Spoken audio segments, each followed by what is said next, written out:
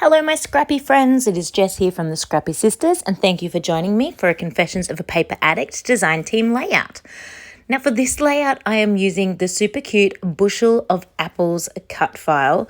It is so cute. And it worked perfectly with my photos. My photos are literally of Thomas just hoeing into a full apple, which seems like such a weird thing to take photos of. But he always insisted that he couldn't eat apples because they were too hard and crunchy. So even when you cut them up, he couldn't eat them, is what he said. Peel the skin, still couldn't eat them.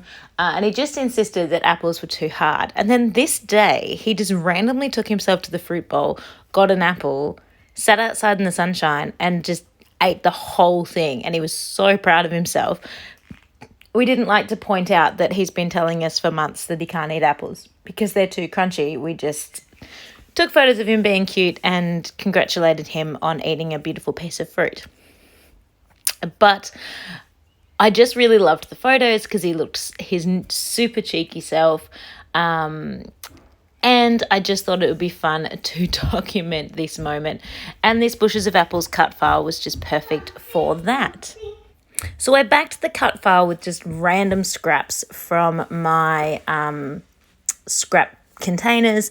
I have no idea what they are. I think that blue washed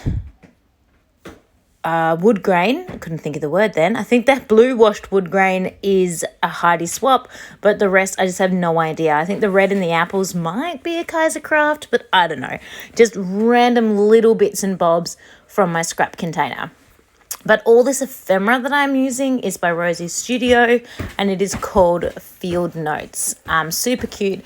I really picked this especially because it's got apples in it, and obviously I wanted the apples. I find that the apples may have been a bit of a difficult piece of ephemera to use.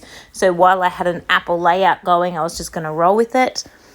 And then the piece of paper in the background is Paige Evans' Bungalow Lane. So a few different pieces have been used on this layout, but it all comes together really well. And I'm really happy with the end result. So while I am busy building clusters and making a visual triangle on my page, I am going to remind you to check that description box down below because you will see a link to the COAPA Cutfiles Bushel of Apples cut file that I have used. You will also see a link to the Etsy shop where there are over 1,000 cut files. Yes, you heard that right, 1,000. That is just nuts.